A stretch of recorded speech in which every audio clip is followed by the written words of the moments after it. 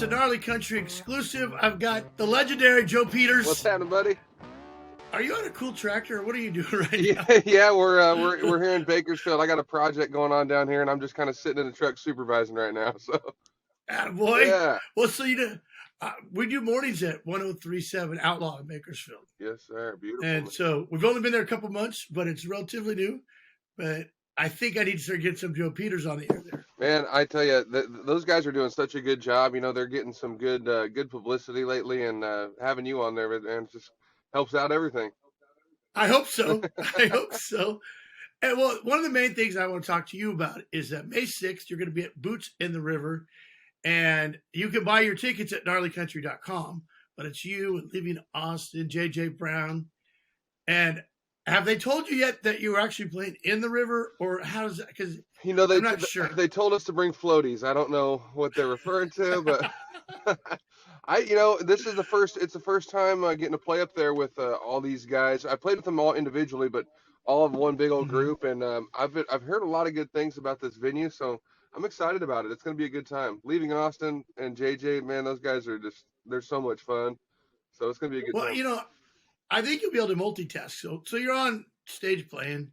If you hook one of those pocket fishermen up to your guitars, since the river's right there, can you imagine fling that out there? You're just waiting, I've done weirder stuff. Excuse me, I got to hold this chorus off because I'm going to reel this guy in right now. I got a fish on. I think it makes sense. And with the amount of water we got up in the Central Valley right now, I'm sure that's going to be flowing pretty good. Oh, man, I think it'd be great. Hey, and so I was messing with the AI thing, that Chat GPT. Yeah. Okay. And I put in stuff about you and I put in stuff about me. And apparently we're going to write a song together. Okay? Perfect. And this is what AI came up with, the 10 topics you and I should write about. Okay. Cowboy scooting boogie in my pajamas. Okay. Beer belly blues. That's right up my alley. My ex-rodeo queen stole my trailer and my dog. I think that should be the challenge. My dad the other day, he doesn't know, anything about music per se. And, it's not his style. It's not his thing. And he said, I found this AI app that writes songs for you. And he said, I wrote a song. I said, you wrote a song or did it write a song for you? And he told me, and he said, I'm putting you out of business. I don't know what to tell you. And so it's crazy. That whole chat GTP thing it's nuts, man. It's crazy. So I have a thing called the Gnarly Poker Tour, which is the GPT, right? Yeah. And it's been going on for like 10 years. And all of a sudden everybody thinks it's has something to do with this. No, it's just poker. It's dumb. Oh my God. But when you write a song, I mean, obviously, yeah, AI can just take a bunch of stuff, but it does start with a premise. It starts with the silliest thing. Yeah, and that's kind of the interesting thing about it is like people are, taking these obscure ideas and letting it just pump something out, and it's so troubling to see that could be the potential of our future. It's like it takes so much of the creative side out of stuff. People are relying on it. Okay, this is where we have to be careful in case it does take over. Yeah. We love it. We think it's great. I don't want my can opener to come attack me. Yeah, I get nervous about that. It's craziness, man. It's we're living in some strange times right now, for sure. But there's always going to have to be the human elephant, the human element, yep. and the human element is the wrongness, the mistakes. And it's something about that's what a human is. Oh, it's human because look, it's screwed up. Well, it's I guess too. It's if someone writes a song, or if I'm playing a song that was pitched to me or something, there is definitely that raw feeling that it doesn't matter, if I wrote it or not, as much as it's something that connects to me and it's something I can make believe on stage, And if I can take a song that wasn't mine and make people dig it. Well, then, by God, I guess I'm doing my job. So it doesn't matter where it came from, huh? Well, isn't there something about, like, when I'm looking at TikToks or whatever, I can tell when it's fake. And I don't know why I can tell. I don't know why I know it's fake, but I know it's fake. Right. It's like my fake DAR goes off, right? Exactly. And I think that's the one thing about all this AI stuff is something just doesn't feel right. It's It's not, like, wait a minute. yeah, there's a little element of just something's just not, like I said, something's not right, and Right, something's exactly. missing. But I guess that Now, that's for us to get in there and make the to differentiate between the two. okay, but you probably know the answer to this. Like I play a lot of '90s music, Yeah, '90s country, and I can tell when a song is a '90s song, but I don't know why. I don't know why I can tell. I don't know I don't know why I know. Well, no, that's from the '90s, and I think, but I don't know why. yeah. They have. Gosh, you're so right. I mean, there's just that generation of music too. It's coming back, and so Right. we're out there trying to write songs now that have these traditional beats to them and traditional tempos that people are loving. And to me, '90s country was the best generation in country. I mean, Uh, there's so many good songs that came out of there, and it's getting popular again. I'm happy about it. well, it's funny because like I remember reading about like when Buck Owens and Merle Haggard came out, the people that liked country in those days didn't like them because they played electric guitar. Uh, That wasn't country. yeah, And now here they are, the godfathers of our. I mean, they're the Mount Rushmore of our mountain. You absolutely. know. Well, and these days there's people that aren't even playing the guitar in general. you know, Right. Right. it's crazy. Music has evolved into something so completely different, and good, bad, or otherwise, it's definitely changing. But I don't think you can Well, get away from all the traditional stuff. well, as I get older, though, I find myself turning into the hey, get off my lawn, kid. You know, like when people talk about music, I go, what kind of music do you like? Well, if you're under 42, I'm just saying, I don't think you have to pick. Like when I was a kid, you had to declare, and I don't know why we felt we had to declare. People were they were like in the Kiss realm, and they were they were into Motley Crue and stuff like that. My dad was heavy into the Stones, and it's like he has his buddies that's the way they were, and they got Grateful Dead people over here on this side, and it's just Right, right.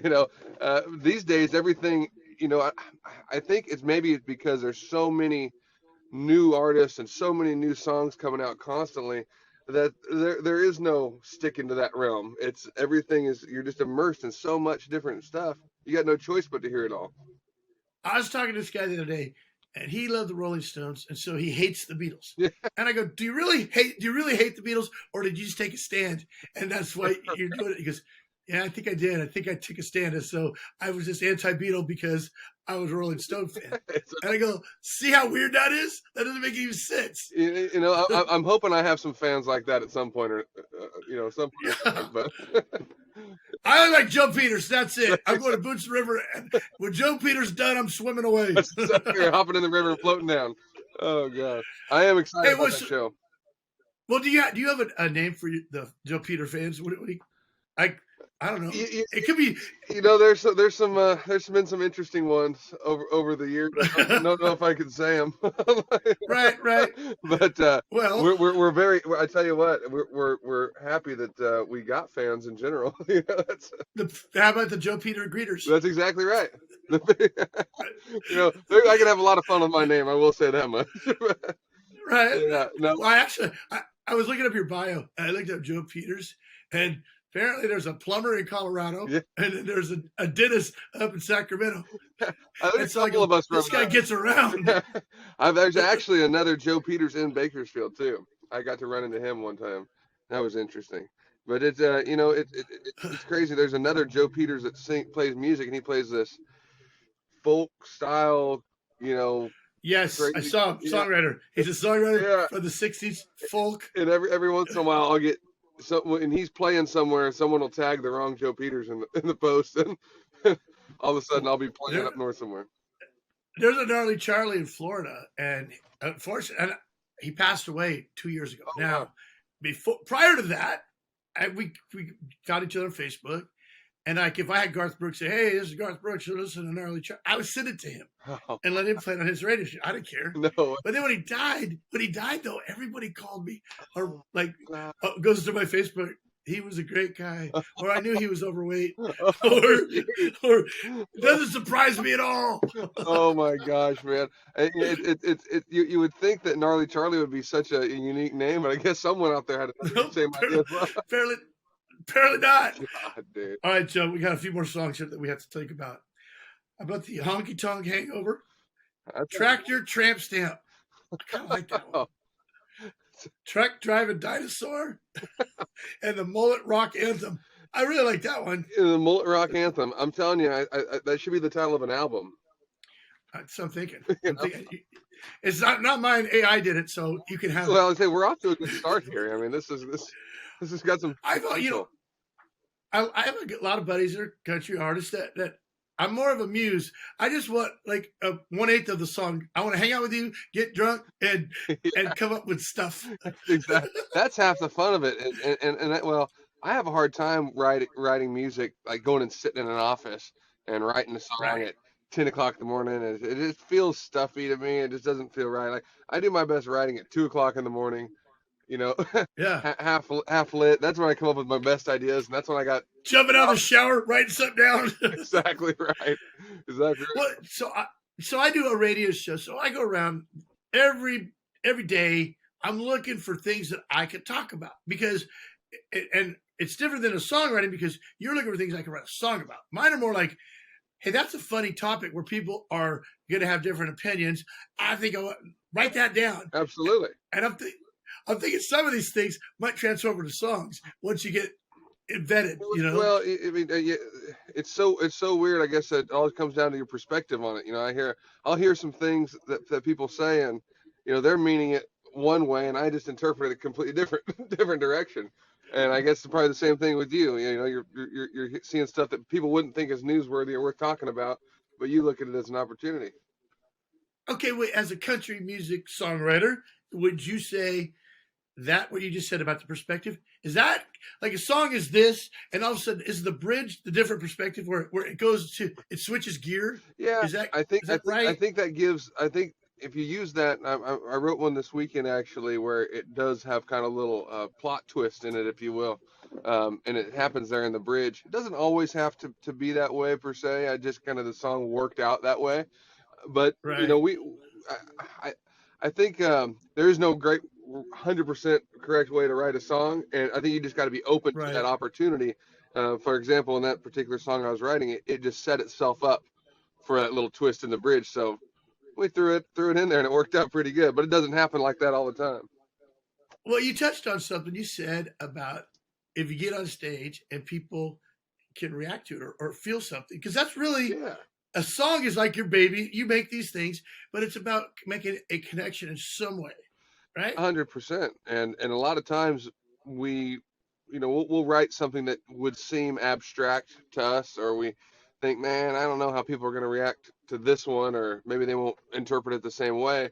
And then we'll be pleasantly surprised. People will, you know, really dig it, or they'll, you know, come up to us afterwards, and it'll be the one song that we thought wouldn't resonate with people that everyone loved the most. And so it's Right. kind of interesting. And if you can, I think people they have their own little radar embedded in them where they know if something's real or not, and if there's a Right. real emotion into it. And so it's interesting because that's something I don't think you can fake.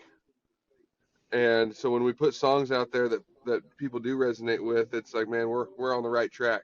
It feels good, you know.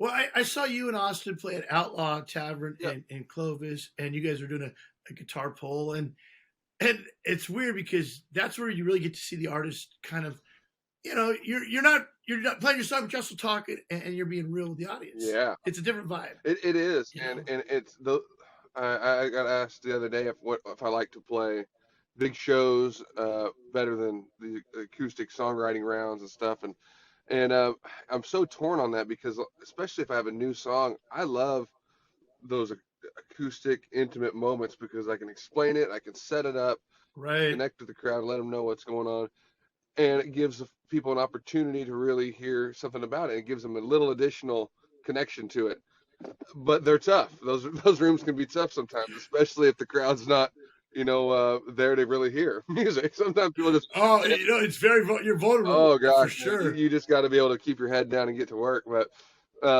it's I do appreciate those moments like that, because Yeah. especially in the early stages of some of these songs, where you really find out how you want to play them. Am I playing them a little too fast, or I need to change the tempo up? Is this working for me, or is this working?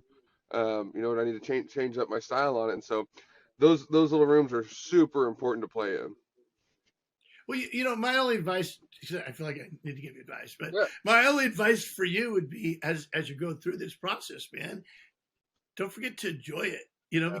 Because right now people want to pay you money to have you come sing, and it will be that way in some form for the rest of your life. But I'm just saying, it's really enjoy it, Well, man. it is. It is very enjoyable, and it's.